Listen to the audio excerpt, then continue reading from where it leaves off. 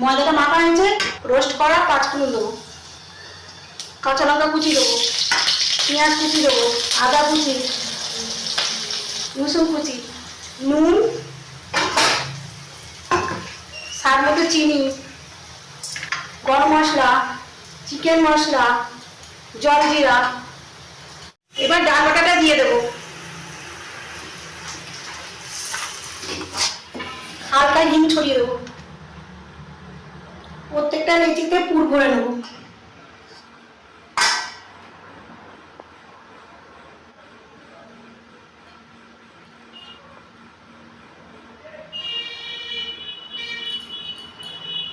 লিচিগুলোকে হালকা ময়দা দিয়ে বেলে নেবো,